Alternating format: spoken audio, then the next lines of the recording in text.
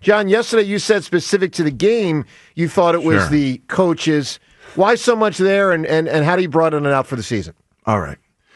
Yesterday, our team that is assembled, I think we can all agree, by Howie Roseman is just unbelievable. It's superior to most teams in the NFL.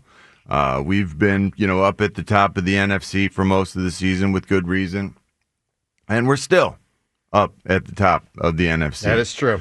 With great reason. We are a powerhouse because we are populated by players that are unbelievable players, the best in the world at their position in many cases.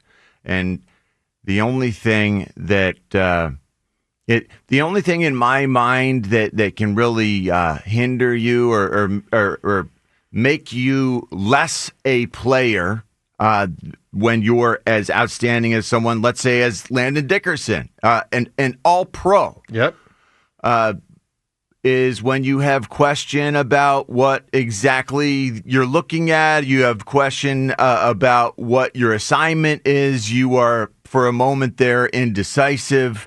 That can make a player who is the fastest guard, the fastest, most powerful guard in the NFL, become just average because he hesitates.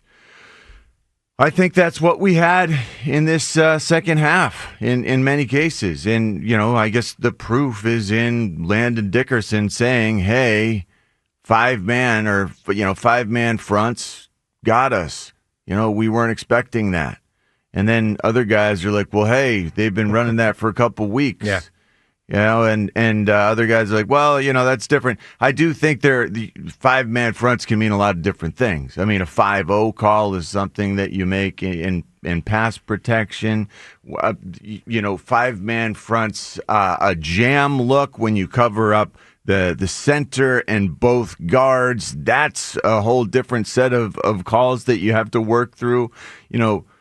Five-man fronts can mean a lot of things. I was looking at the tape. The five-man front could mean they had the number 41, their linebacker, standing up on the line of scrimmage as the strong side linebacker alongside a 5 technique, a 1 technique, a 3 technique, and a 5 technique. So 4 D linemen. I have no idea what's happening. Hold on, I'm saying let's talk English. I'm saying there's 4 D linemen and then a linebacker on the line of scrimmage. So 5 guys across the line of scrimmage.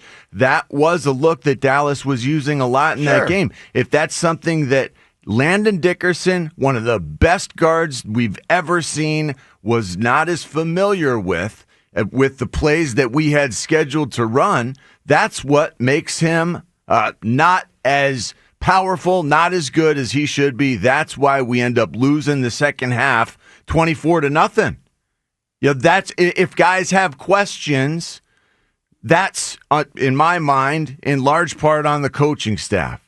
Now, I thought Nick Sirianni did a nice job addressing this yesterday in his press conference. He said, hey, we know in our shortened format, we only have so much time to work with these guys. Sure. We have to schedule the looks that we know we're going to get, the looks that are appropriate.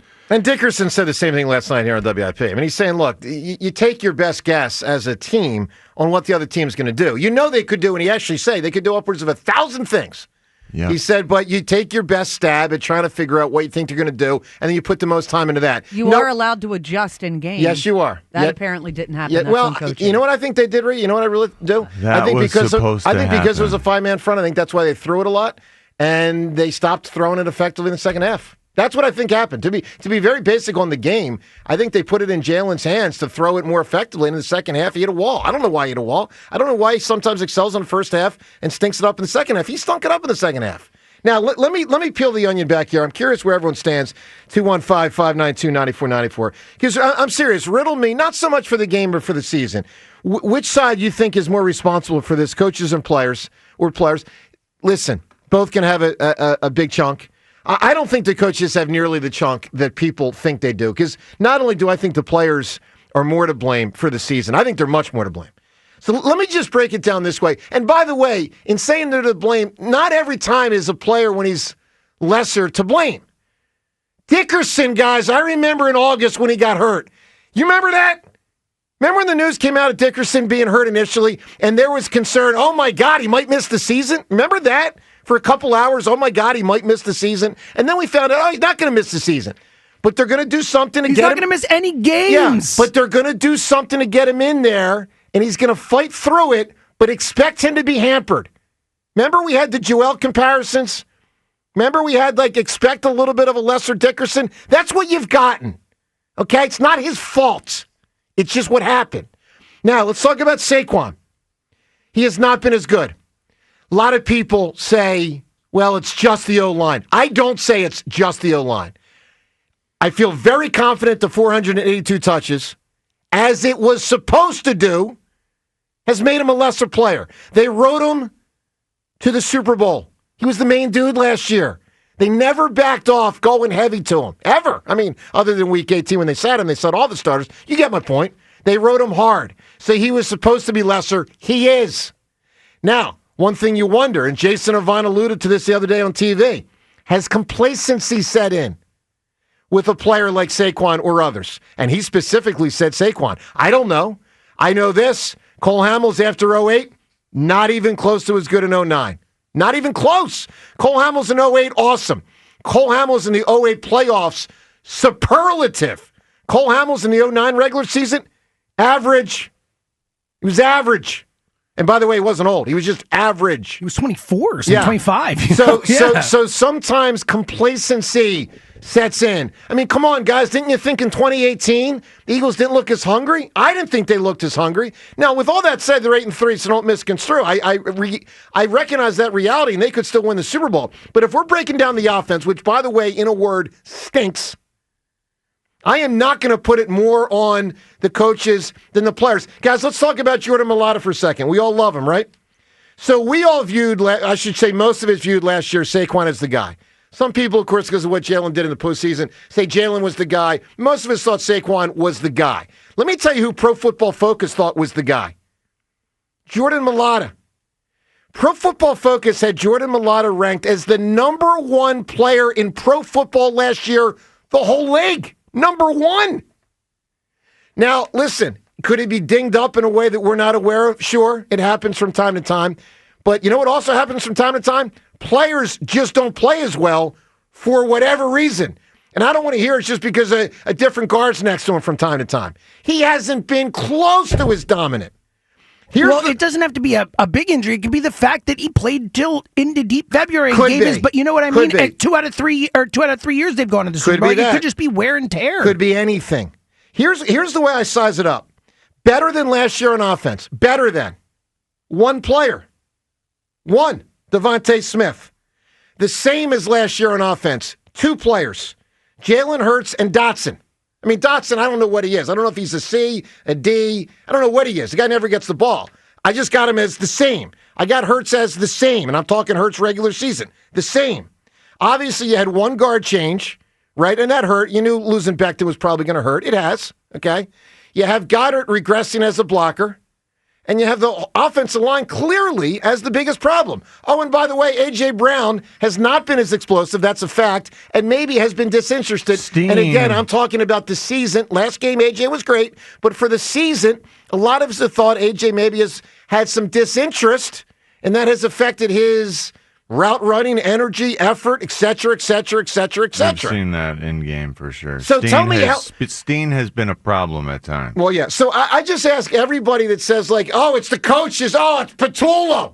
I mean, I got people saying they can't run. I mean, I'm now flipping the other side. I got people that say it's not Saquon's fault because the offensive line can't get it going. How is that the coaches? Now you can say it's Stoutland, but when I break down the players, I see less effectiveness. So I'm just telling you, if I was in front of the jury, maybe I can't rest my case because we have 4 hours to go. I'm just telling you, I see it on the players, who, by the way, a bunch of these guys get paid tons of millions. Quarterback, running back, tackles, one guard gets paid a ton. Center obviously has had a back issue and a knee issue and that issue. I mean, I just think it's the players, guys. I'll take your phone calls, 215-592-9494. John, you think I'm wrong?